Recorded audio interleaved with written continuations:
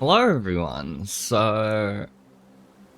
is going to be my build showcase, not a build guide, just a build showcase, and this, I'm really excited to share with you all, is my Void Farmer Minion Packed BV. So before we go introduce the build, as always, we're going to do a quick map showcase, and the map we're showcasing is this Void Progenesis. It's very soft.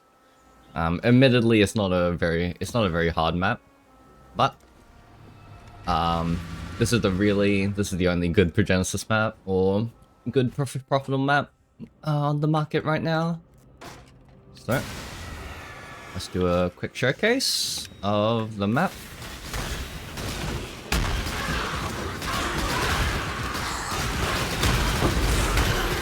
Unfortunately, there are still things that I need to fix about the build. You've done well. So right now, if I take off my ring, I cannot shield charge, so you need to walk around fairly slowly doing this. We'll fix that at some point, but the build still is not fully min-maxed. It's only week 1 of the league, of the Phrecia League. The build is getting there, but I thought this was a fairly good sort of benchmark right now. We managed to transition this build into like a pretty good checkpoint. So I figured I'll showcase the build right here, and then before I go make some further upgrades to the build. I think I was meant to actually head up. So in order to record it in this 16:9 resolution, I need to like shrink the screen, game screen by a lot. It's pretty hard to see when I'm recording in this resolution.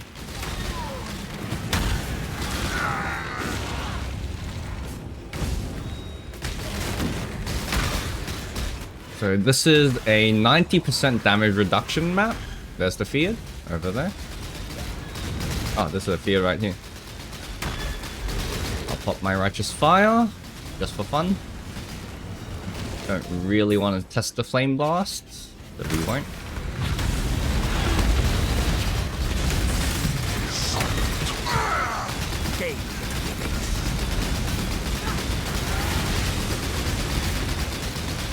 Everlasting fire.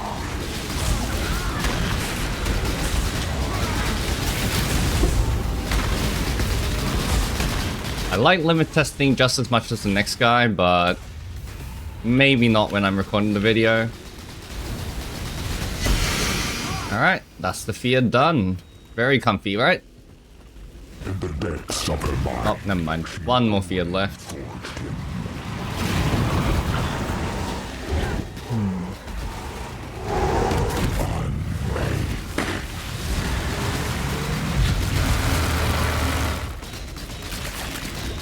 The Atlas is everything we see, and everything we do. Ooh, I fully tanked the Flame Blast over there. Wasn't really sure how much damage that Flame Blast was gonna do, but yeah. As you can see, Flame Blast, not really too much of a deal. It would be a problem if those Flame Blasts actually did damage to me when I'm trying to farm Void content.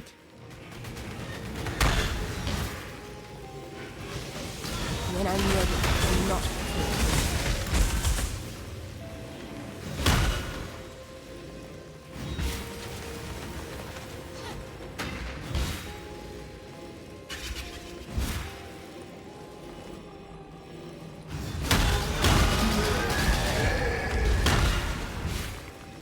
At least not when it's like not like 100% delirious quad ghosted maps, right? This build can obviously run those content too. As of right now, I need to make a couple more upgrades before I can really farm voided quad ghosted feared with 100% delirious. But non-voided 6 portal quad ghosted feared delirious, totally fine. I've been running on a bunch of those already. But yeah. As you can see, very comfy. 90% damage reduction, not a problem. I can do this. Quad ghosted, 90% damage.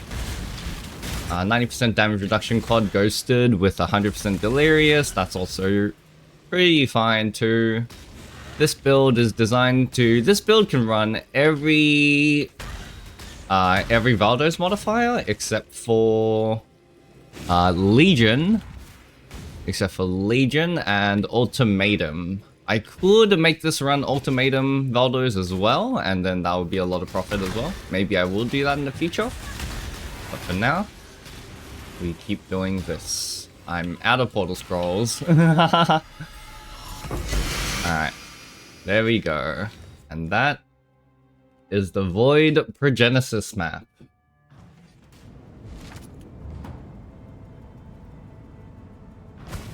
Let's see the roll. And going 30% increase. Ooh, that's a pretty good roll, actually. Very happy with that roll. Alright, so let's see.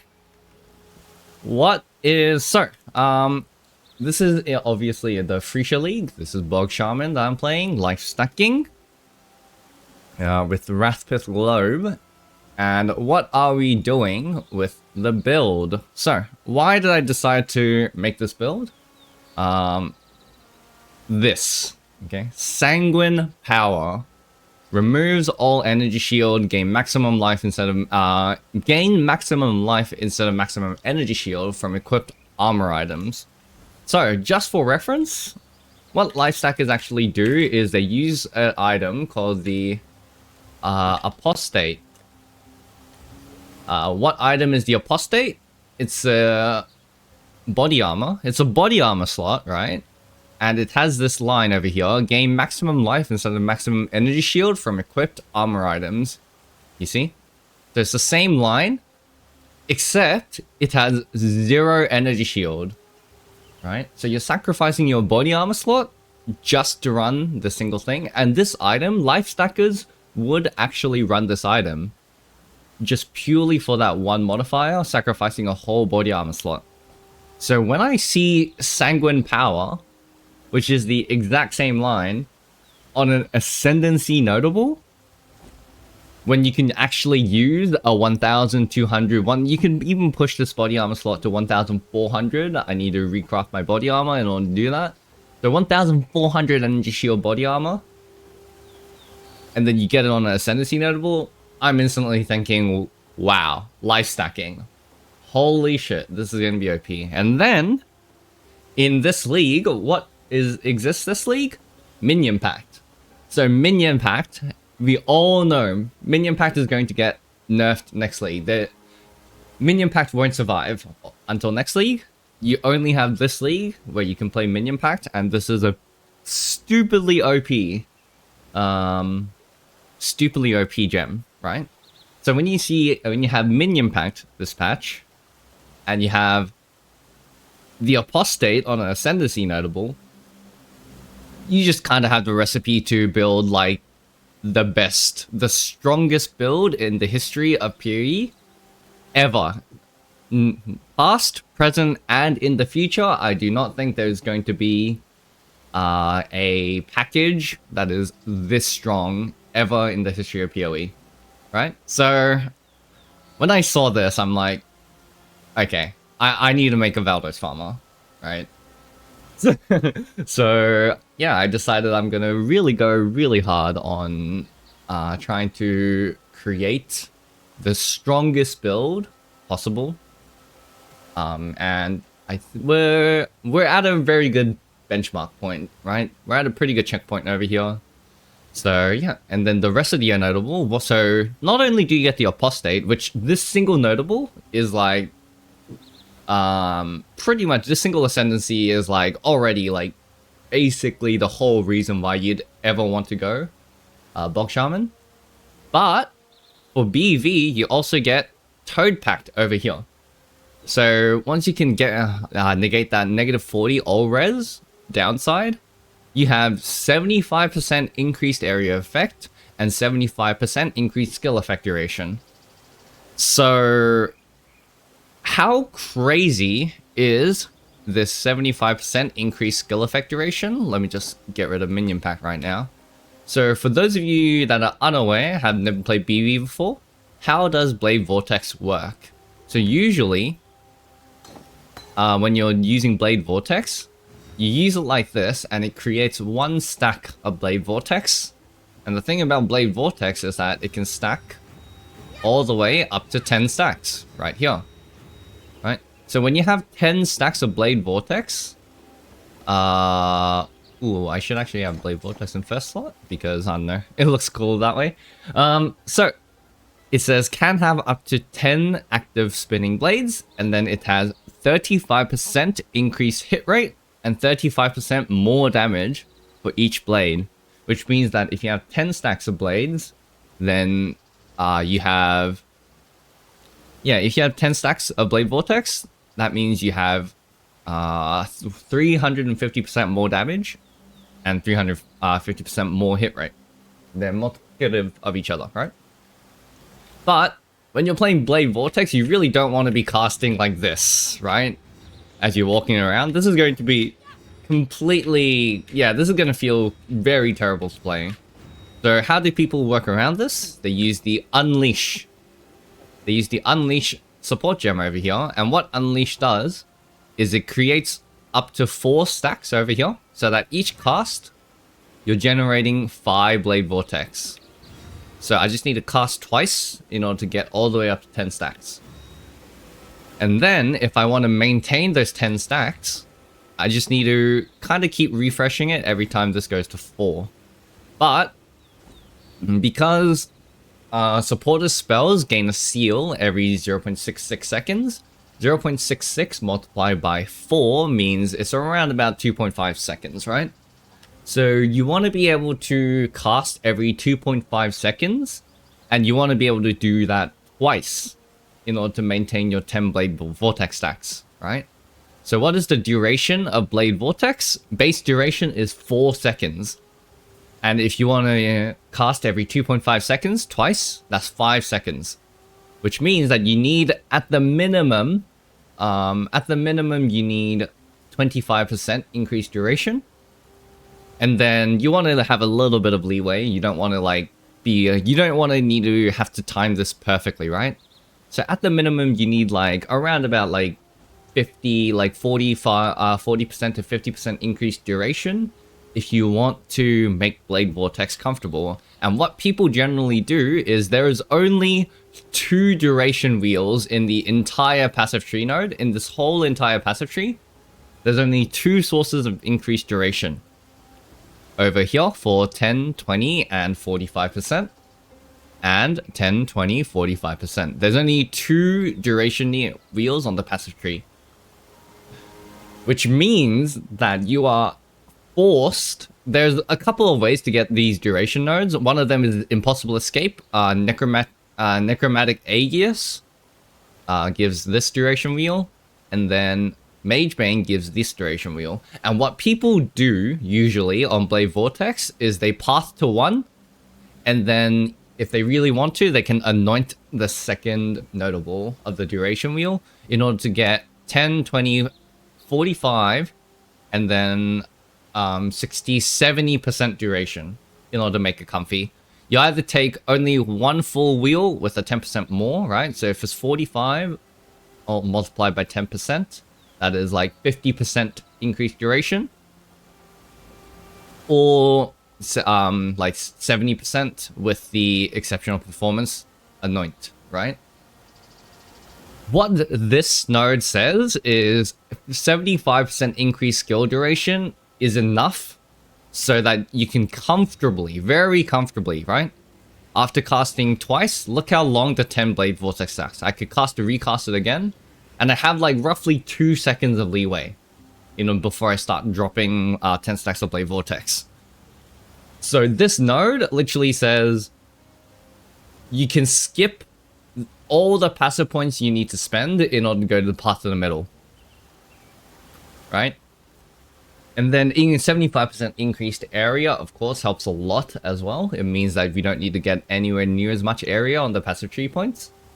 But yeah, this increased 75% increased skill effect duration is insane for Blade Vortex. I cannot emphasize, people sleep on how good this node is. It's really, really good. Okay. As for the last notables, actually nothing, like literally nothing is actually useful for us. Malediction is nice, 10% reduced damage taken from enemies. So that's also always nice, and additional curse. We don't fully benefit from the additional curse, but it is nice to have. It's like roughly 15 to 20% more damage. So this is a very good node. And the fourth node, you can see I've tattooed over in order to get the thing. This is usually a 0% enemies have 0% zero chaos resistance. So it's the OSIN mod. But if you're casting Despair over here, Despair gives you negative 31% chaos res, and then enemies usually only have 30% chaos res anyways, which means that this already pushes enemy chaos res to basically 0, right? So 0% chaos res does not much as long as you cast Despair. Or there is another option where you can actually get Venom Drinker over here in order to get +5 all maximum resistances. And then you use a jewel over here called Golden... It's not Golden Vow, I always... Golden... Pact? Oh, what's it called? Golden Rule, yes.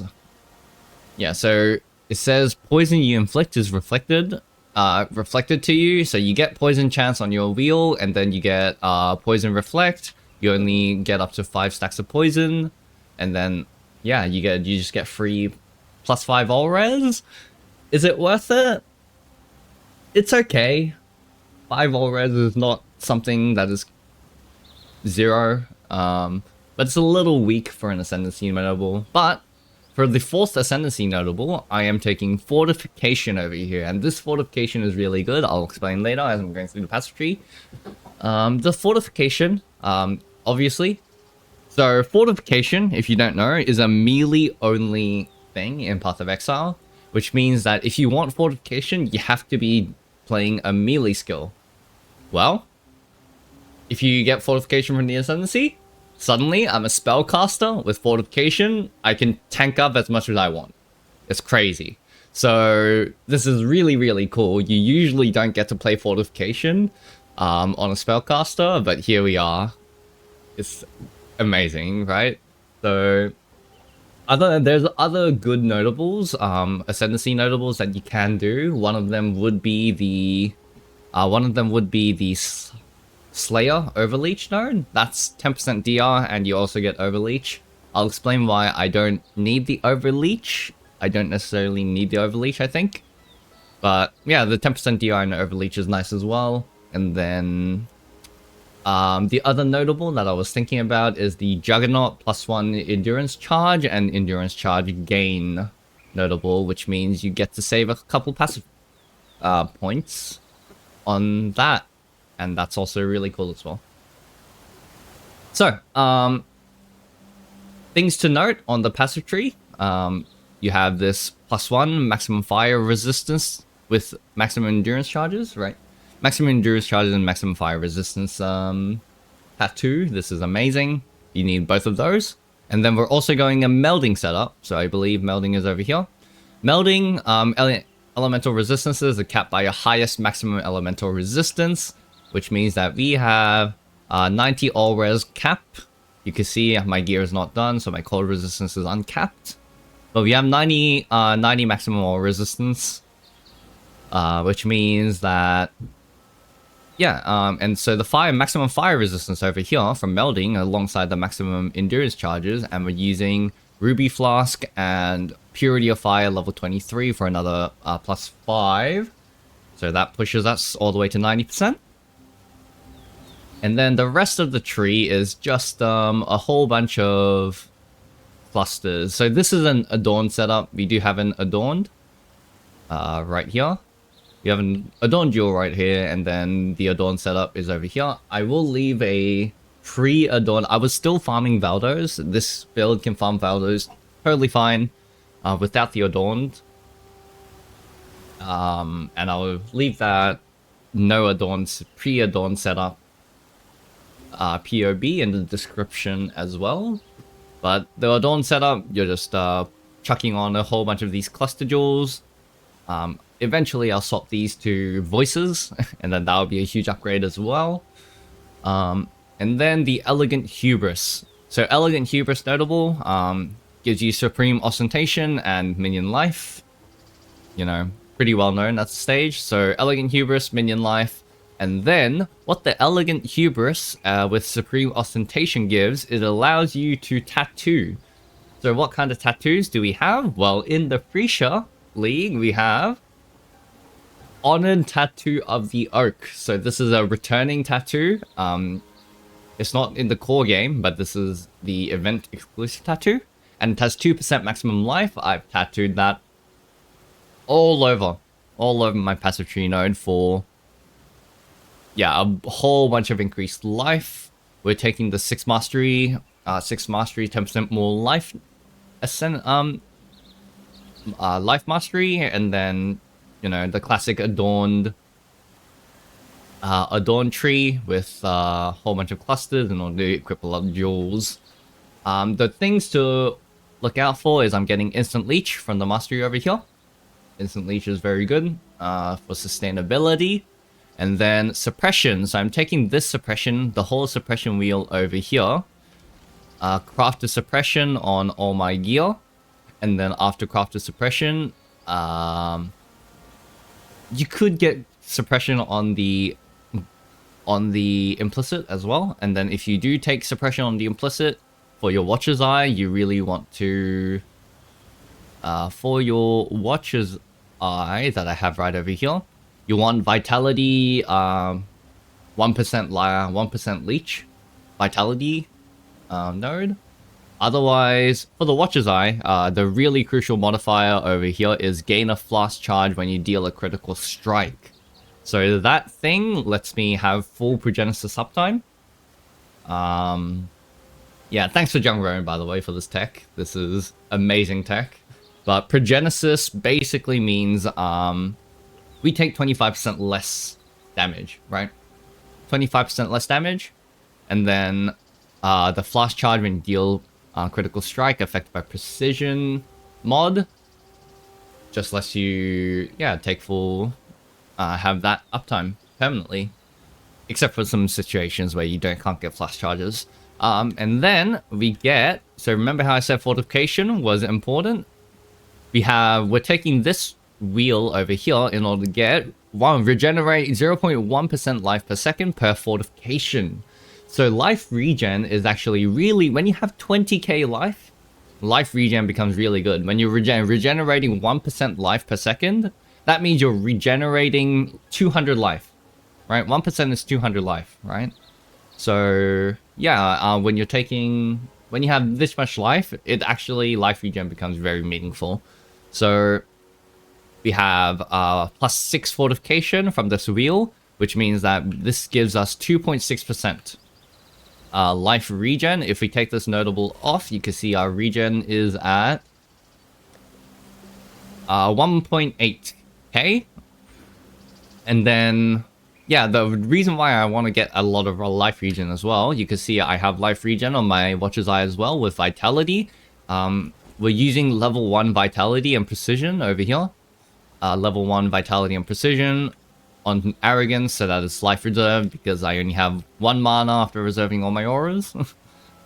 So yeah, but if we have without that wheel, if I use Righteous Fire, you can see it's like pretty much exactly break even, right? I'm not regenning, I'm not degenning.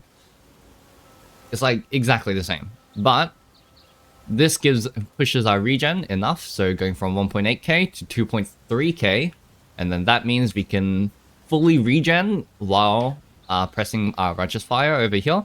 And Righteous Fire, for those of you who don't know, Righteous Fire is 41% more spell damage And then if you use Fire Rush Fire as well, that's another 20% more, right? So 60% more damage. Kinda insane. We're also, that's actually the only regen we're getting. We're also getting regen from the Flask. This is OP.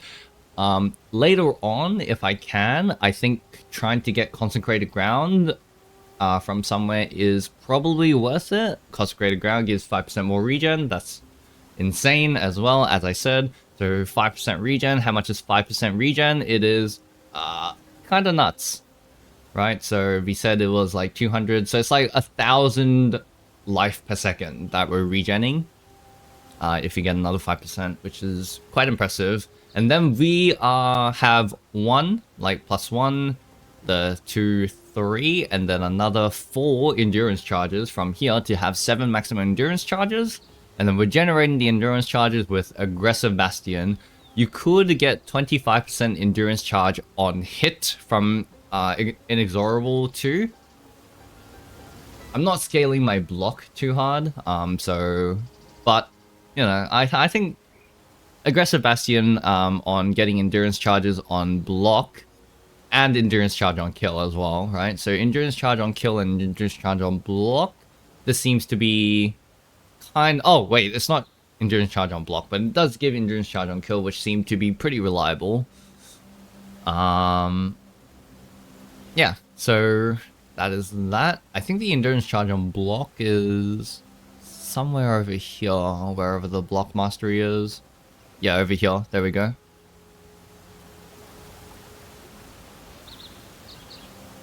It might be better than to generate endurance charges when I'm... Yeah. That's a mistake on my part, so I will fix that right now. Yoink. And then the block mastery for 1% chance to block spell damage for 5% chance to block attack damage is also going to be incredible here. I'll see if I can get that mastery somewhere. So yeah, that is kind of the build. It's very, very, very cool. I think this is really cool. And then, because I have so much damage in my kit, it means I can use Defiance of Destiny. So why is Defiance of Destiny super, super, super OP? I'll probably right about now show a video, a YouTube clip of me doing like one of the Valdos maps, but basically gain 24% of missing unreserved life before being hit by an enemy. That basically reads, ignore all damage that is less than 24% of your maximum right? So that also makes fortification really, really good, right? We have all this layers of recovery already, but technically speaking, we don't even need it, right? Because Defiance of Destiny basically says that, hey, if you take less than 24% of your maximum life, you don't care. Right? So, yeah, scaling things such as fortification, scaling endurance charges, and just scaling max hit is really, really good with Defiance of Destiny, because this basically makes you immortal to basically any kind of small hits. The only thing that can realistically kill me at this point is some really, really huge slam, and we're gonna get crit immunity very soon, so yeah, that's gonna be amazing as well. So we can't get crit soon.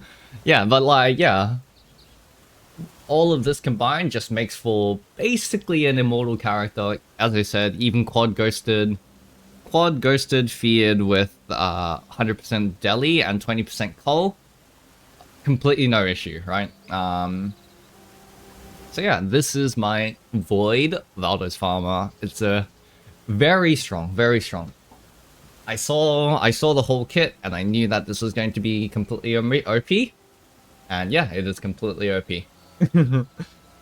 So very cool build. So I decided I wanted to share with everyone on the internet. And yes, I will leave the POBs down in the description. The economy is like, it's been a struggle because the economy is really dead in the event league. So that's been a little bit of a struggle, but yeah, I'm gonna try to push this character as far as possible within the next 2 weeks of the event league so that we can try to make the ultimate character that ever existed in the history of PoE. Alright, thanks for watching, and good luck, Exiles.